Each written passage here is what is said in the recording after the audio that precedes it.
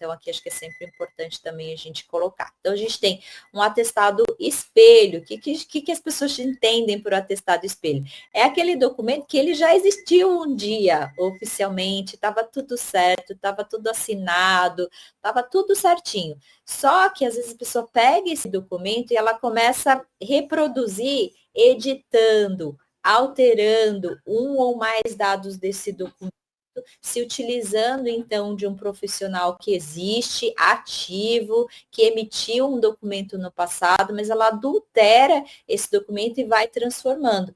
E aí você começa a ver aquele padrãozinho, né? A pessoa passou sempre na mesma UPA, com o mesmo médico, às vezes com o mesmo CID, só o dia que muda.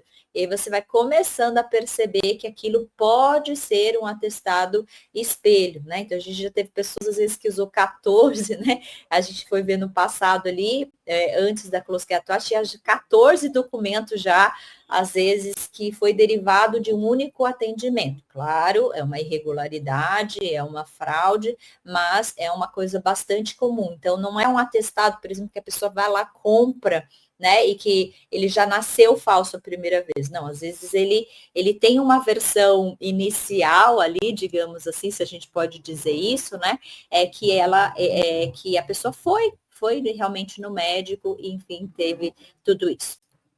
Tem as questões de assinatura falsa, então, quer seja uma assinatura física falsa, quer seja uma assinatura digital. Então, quando vocês passarem, por exemplo, ali no validar.it que a gente falou, ele vai dar assinatura corrompida, documento não está assinado, documento não preenche as características lá de uma assinatura digital válida, tá? Então, você vai ter essas informações também. Então, uma assinatura falsa. Às vezes é um profissional existente, então, se você for consultar na base do CFM, ele existe, mas alguém está se apropriando disso, né, do médico, das informações do médico, e está usando aquilo indevidamente. Então, às vezes acontece, né, quando vocês vão testar a veracidade, vocês têm a suspeita, vocês ligam lá para a clínica e o doutor fala assim, não fui eu que emiti. E às vezes, gente, ele está sendo, né, já aconteceu, por exemplo, às vezes aqui, de, poxa, o médico até já falar assim, olha, é sobre falsificação, que ele está recebendo tantas solicitações, porque alguém realmente fez um carimbo dele em algum local e começou a vender, né? Então, às vezes, é um desconforto tão grande que você liga lá para a clínica e ele já tem até uma pessoa para ficar respondendo isso de tantos casos que estão acontecendo diariamente, né? Então, isso pode acontecer também, infelizmente, né? Esse tipo de coisa acontece aqui. E acho que um ponto importante, gente, que eu sempre gosto de ressaltar aqui, a medicina não é para ser polícia, né, disso tudo. Então, eu sei que tem muitos médicos, tem muitas pessoas de saúde e segurança, que é um processo que ele é fora até da esfera, né, da questão de validação de documentos. Não é o médico ali necessariamente que vai fazer isso, é um grande questionamento que vocês fazem aqui. É sempre o médico que tem que fazer? Não. Isso aqui é uma questão de validação de documentos válidos, legais, em conformidades, que é responsabilidade ali da empresa. Então, pode ser o RH, pode ser o DP, pode ser, né, uma ação conjunta ali de várias, a equipe multidisciplinar que vai ajudar isso. Mas fraude de documento não cabe ao médico necessariamente ficar, né, dando ok lá sobre isso, tá? Então, acho que esse é um ponto muito importante. E quando a gente fala aqui um pouco muito em combate à fraude, e o CFM, o Atesta CFM trouxe muito essa temática do absenteísmo ilegal, né? Não é sobre a gente ser, o CFM falar, olha, eu estou definindo que quem está fazendo errado ou não. Muitos dos nossos clientes, e é muito bacana essa visão que eles trazem, que é sobre o respeito e a justiça sobre quem está trabalhando adequadamente, né?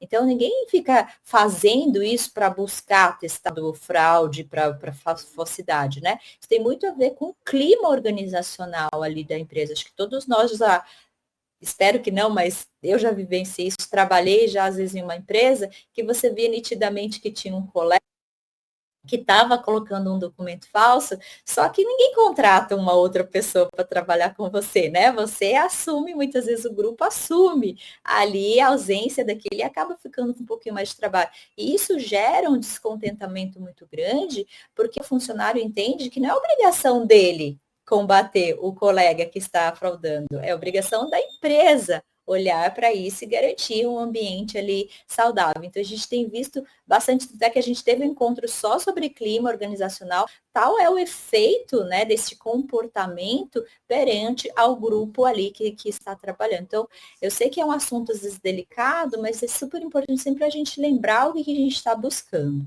tá?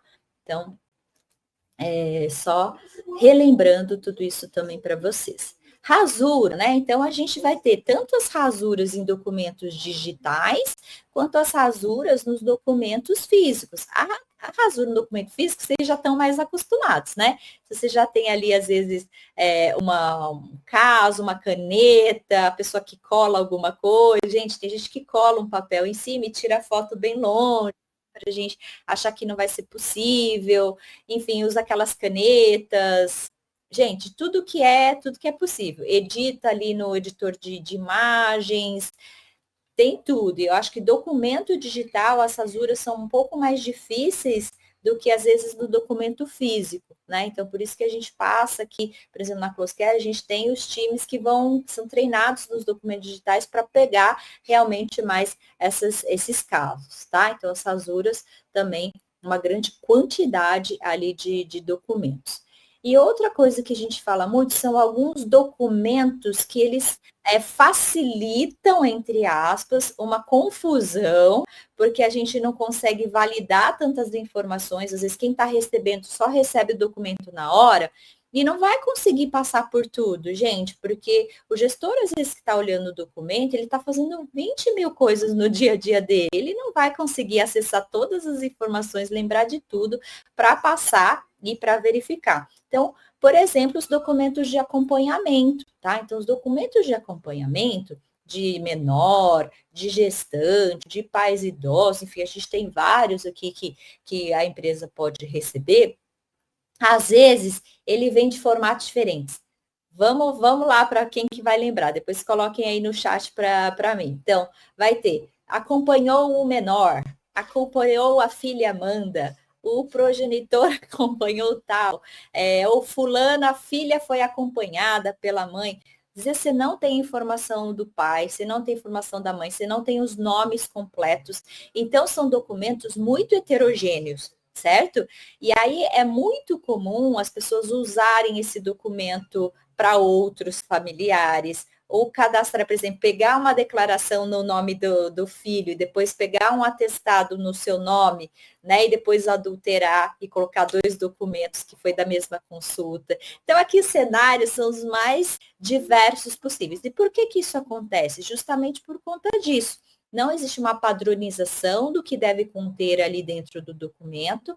E aí, por exemplo, aqui na Closecare a gente checa todos esses elementos aqui para garantir e a gente checa com a base, por exemplo, de dependentes do cliente aqui, né? Tudo numa tentativa de facilitar o trabalho ali, por exemplo, às vezes de um gestor que não vai conseguir fazer isso, né, gente, em poucos segundos ali quando ele está recebendo o documento e aí depois ele tem outras coisas ali para fazer também.